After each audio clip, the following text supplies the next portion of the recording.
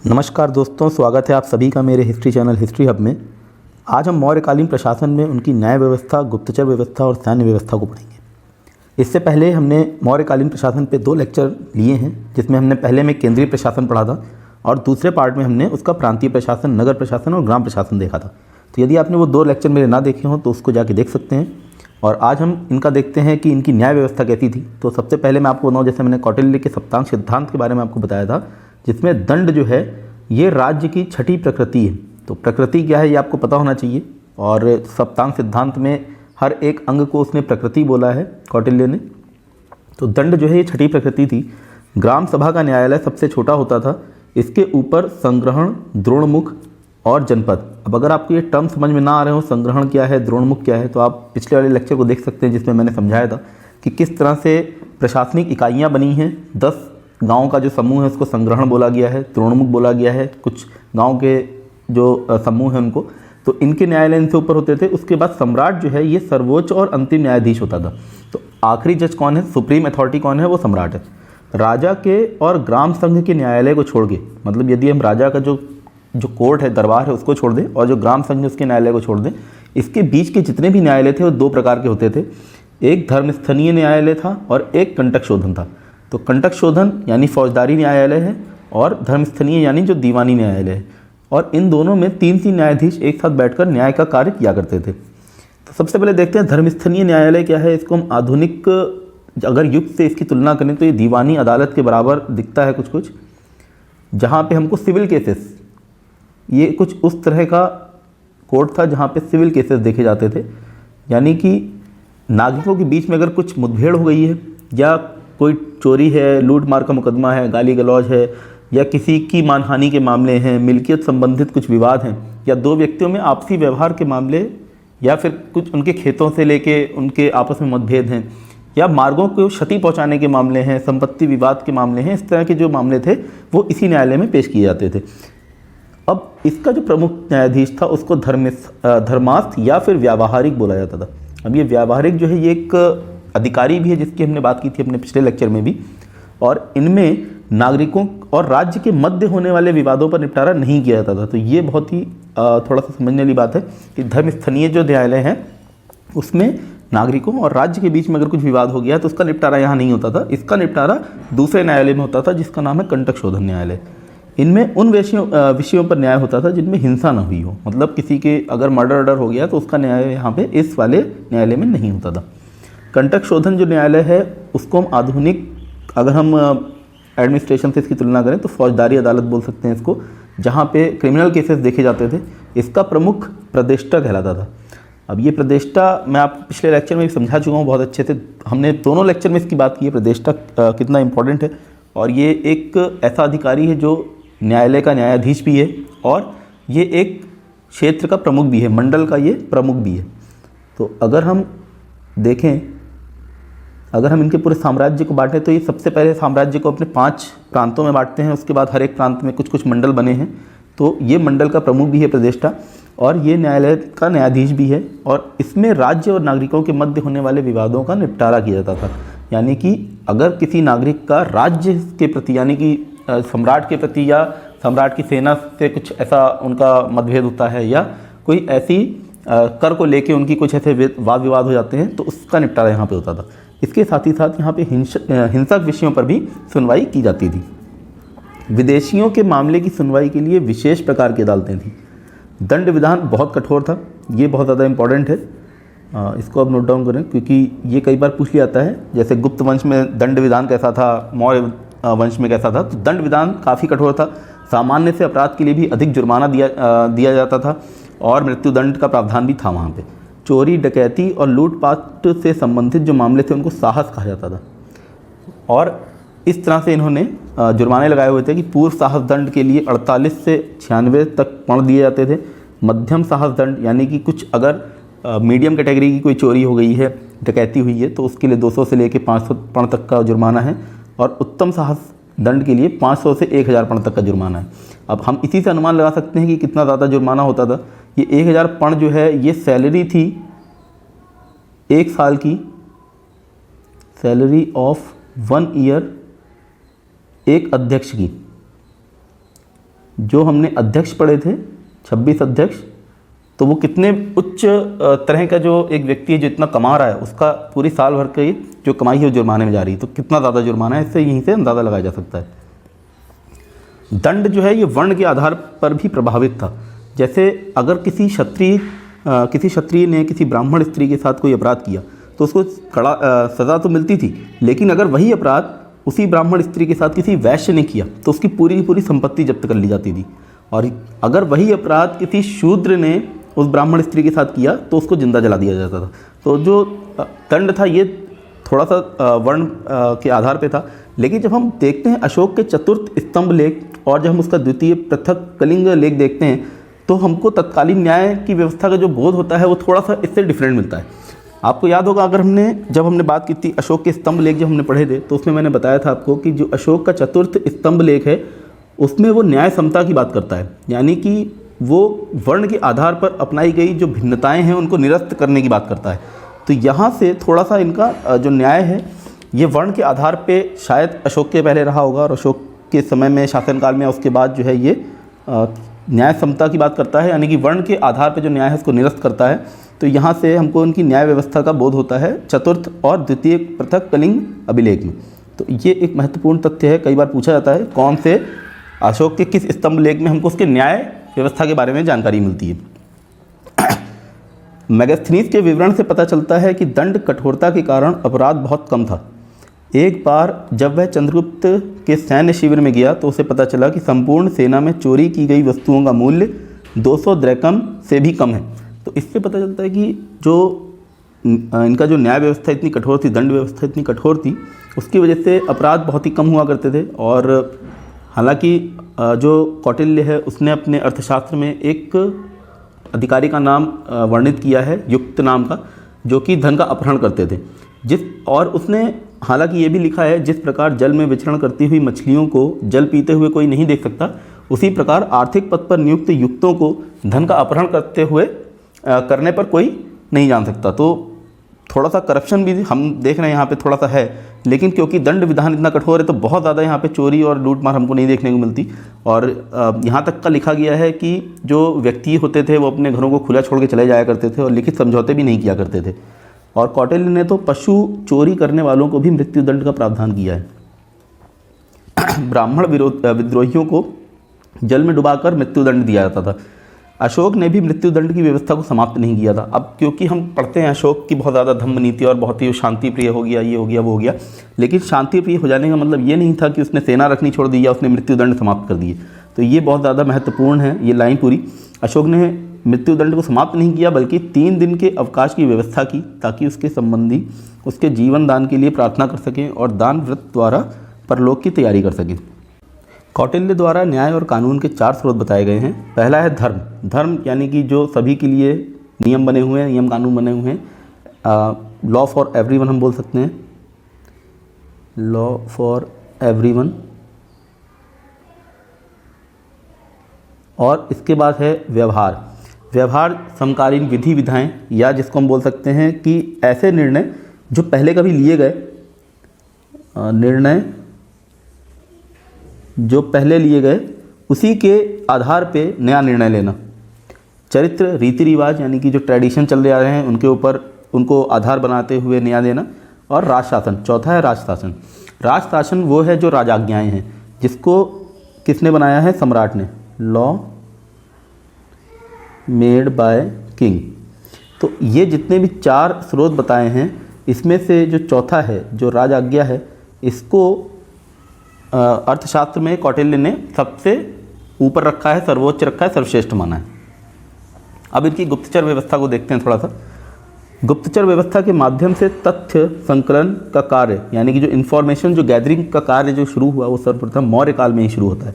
इससे पहले हमको गुप्तचर व्यवस्था से इस तरह से हमको इतिहास में देखने को नहीं मिलता कि गुप्तचर व्यवस्था को बहुत अच्छा जाल बिछा के और बहुत ज़्यादा इन्फॉर्मेशन कलेक्शन का काम चल रहा हो। अर्थशास्त्र में गुप्तचरों को गूढ़ पुरुष कहा गया है, महत्वपूर्ण है, यहाँ से क्वेश्चन भी बनता है। और मेगास्थनीज ने इन्हें ओवरसीयर्स कहा है, ये भी महत्वपूर्ण है। ये थोड़ी सी स्पेलिंग गलत हो गई है मेगास्थनीज की। मेगास्थनीज ने इन्हें ओवरसीयर्स कहा है। अशोक के अभिलेखों के प्रतिवेदक और पुलेशनी। अब पिछले लेक्चर में ही मैंने बात की थी, अशोक के अभिलेख में बहुत सारे हमको अधिकारियों के नाम मिलते हैं, उसमें से प्रतिवेदक और पुलेशनी के नाम जो हमको मिले, जिसके ऊपर मैंने चर्चा की थी कि किस तरह से ये दो ऐसे अधिकारी हैं जो जनता के बीच में रह के जनता के आचरण को देखते हैं और जनता की गतिविधियों की जो सूचना है वो सम्राट तक पहुंचाते हैं। तो सम्राट को ये पता चलता रहता है कि उसकी नीतियों का प्रभाव कितना बड़ा, और साथ ही साथ उसको ये भी पता चलता रहता है कि जनता में किस तरह की भावना बन रही है या बिगड़ रही है। तो ये भी गुप्तचर तो नहीं थे, लेकिन ये गुप्तचर ना होते हुए भी सूचना संकलन में लगे रहते थे। गुप्तचर विभाग का जो प्रधान है उसको महामात्यापसर्प कहा गया है। इस यहाँ से क्वेश्चन बनता है, ये बहुत महत्वपूर्ण है, मैच द फॉलोइंग में भी आ जाएगा आपसे। इस विभाग में वही नियुक्त किए जाते थे जिनके चरित्र की शुद्धता और निष्ठा की परीक्षा सब प्रकार से कर ली गई हो। पुरुषों के अतिरिक्त स्त्रियां भी गुप्तचरी करती थीं, वैश्याएं भी गुप्तचर नियुक्त होती थीं। ये जैसे मैंने आपको पिछले लेक्चर में बताया था कि वैश्याओं को भी गुप्तचर नियुक्त किया जाता था। अर्थशास्त्र हमको बताता है कि शत्रु मित्र सब प्रकार के राजाओं 18 तीर्थों की गतिविधियों पर निगाह रखने के लिए भी गुप्तचरों को नियुक्त करना चाहिए। तो शत्रु के लिए भी करना चाहिए, मित्र के लिए करना चाहिए, और सब प्रकार के जितने छोटे छोटे राजा हैं उनके पीछे भी गुप्तचर लगाने चाहिए, जिससे हमको इन्फॉर्मेशन मिलती रहे। 18 तीर्थ, अब ये तीर्थ क्या हैं? ये 18 तीर्थ वो हैं जो डिपार्टमेंट्स जिसकी मैंने बात की थी अपने फर्स्ट जब हमने इसमें पहला लेक्चर किया था प्रशासन के ऊपर, तो 18 तीर्थों की बात की थी। तीर्थ जो है डिपार्टमेंट्स को बोलते थे। इनके जितने भी अधिकारी थे उनकी गतिविधियों पर भी निगाह रखने के लिए अर्थशास्त्र कह रहा है कि गुप्तचर होने चाहिए। गूढ़ पुरुष जो है, अब ये जो गूढ़ पुरुष जो गुप्तचर हैं ये दो प्रकार के हैं। पहला है संस्था और दूसरा है संचारा। संस्था वो हैं जो एक ही स्थान पर रहकर कार्य करते थे। मैक्सिमम ये जो है ये डिपार्टमेंट्स के साथ अटैच कर दिए जाते होंगे।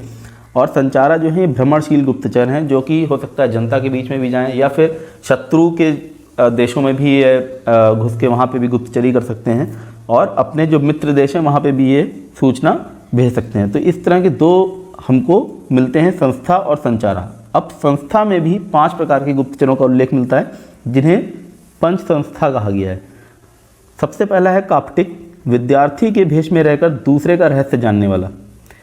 ये नाम हमको याद करने बहुत ज़रूरी हैं, और मैं आपको बताता हूँ किस तरह से याद करना है। अब ये से ग्रहपतिक है, तो ग्रहपतिक से आपको पता चल रहा है ग्रह का है, तो यानी कि वो गरीब किसान, जो आम जनता है, गृहस्थ है, वो गरीब किसान है। तो गरीब किसान के वेश में रहने वाला जो है उसको ग्रहपतिक बोल दिया। इसी तरह से तापस, तापस से अर्थ ही निकल रहा है कि कोई तपस्वी है, तो तापस हो गया तपस्वी के भेष में रहने वाला।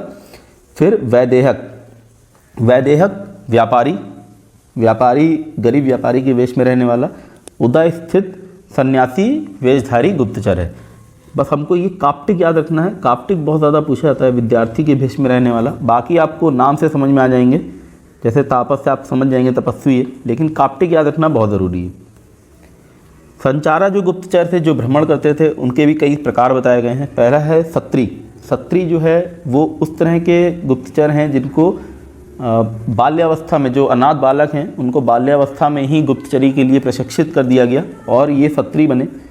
वशीकरण और नृत्य गान में काफ़ी निपुण हैं, व्याकरण का इनको बहुत ज़्यादा ज्ञान रहता है, और भी बहुत सारे इनको काफ़ी ज्ञान रहते हैं, और इसलिए इनको एक अलग श्रेणी में रखा गया है।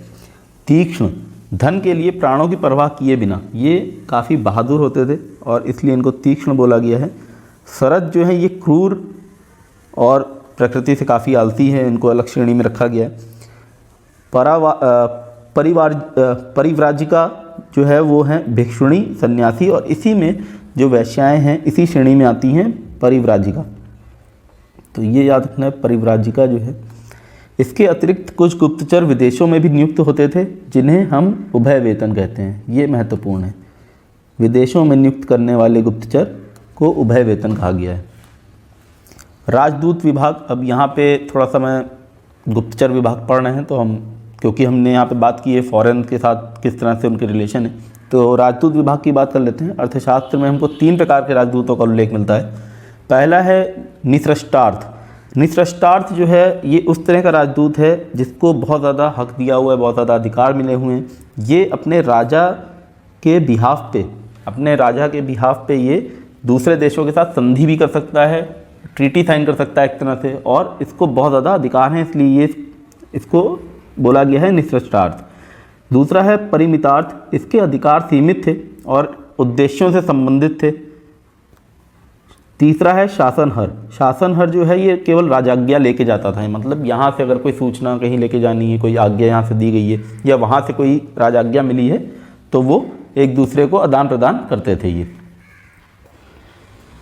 सैन्य प्रशासन देख लेते हैं। चंद्रगुप्त मौर्य के पास 6 लाख पैदल सेना, 30,000 अश्वारोही, 9,000 हाथी और 800 रथ युक्त एक विशाल सेना थी। इसका हमको विवरण किसने दिया है ये आप मुझे कमेंट सेक्शन में बताइएगा। और मैंने बात की थी जब चंद्रगुप्त मौर्य की जब मौर्य साम्राज्य की हमने स्थापना पढ़ी थी, उसमें हमने इसके बारे में जिक्र किया था कि एक यूनानी लेखकों ने लिखा है, जस्टिन ने, स्ट्रैबो ने, प्लूटार्क ने। तो ये विवरण किसने दिया है कि 6 लाख की पैदल सेना लेके उसने पूरे संपूर्ण भारतवर्ष को रौंद दिया। समाज के कृषकों के बाद अगर हम बात करें संख्या में तो सबसे ज़्यादा सैनिक थे। कौटिल्य ने चारों वर्णों के लोगों को सेना में भर्ती होने का विधान दिया है, यानी कि उसने शूद्रों को भी ये अनुमति दी है कि वो सेना में भर्ती हो सकें। शूद्रों और वैश्यों दोनों को ये भर्ती दी, ये अनुमति दी है। सैनिकों को नकद वेतन दिया जाता था।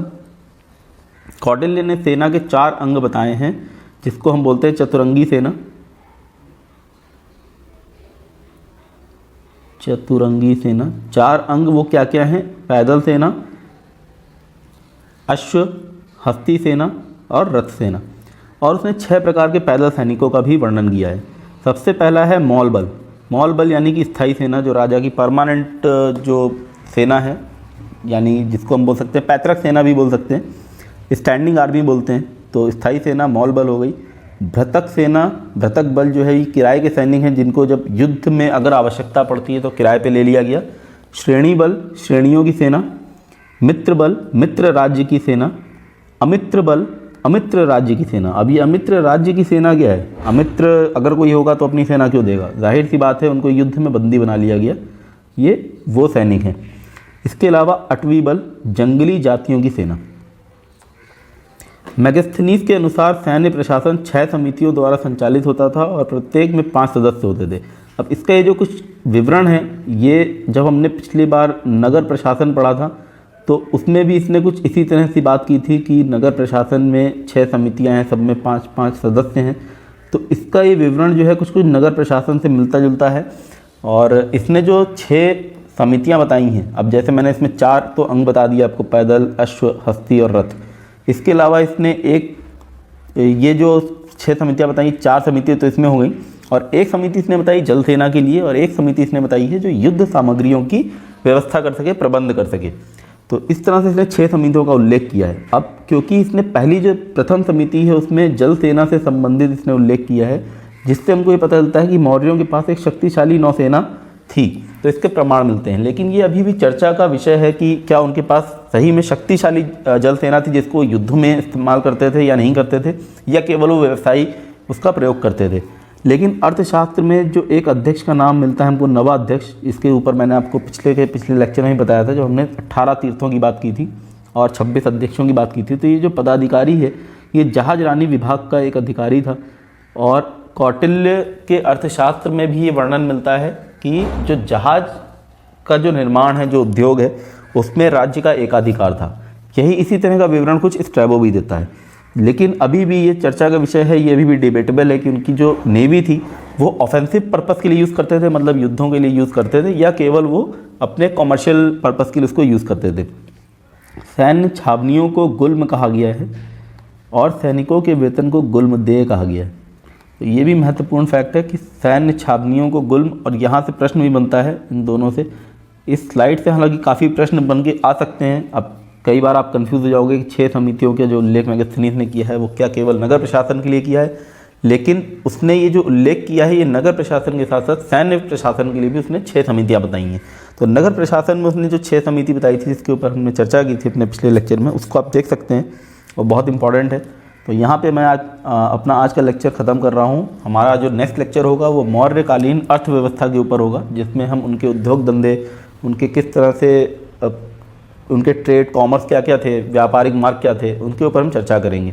साथ ही साथ हम मौर्यकालीन मुद्रा प्रणाली को भी देखेंगे, क्योंकि यहाँ से मुद्रा प्रणाली थोड़ा सा विकसित होनी शुरू होती है। हालांकि अभी भी अपने एकदम प्रारंभिक दौर में है और हमको यहाँ पे पंच मार्क कॉइन्स ही मिलते हैं। लेकिन थोड़ा सा इस पर हम जानने की कोशिश करेंगे कि क्या विशेषता थी, पहले से क्या डिफरेंट था। तो मिलता हूँ अपने अगले लेक्चर में, तब तक के लिए धन्यवाद।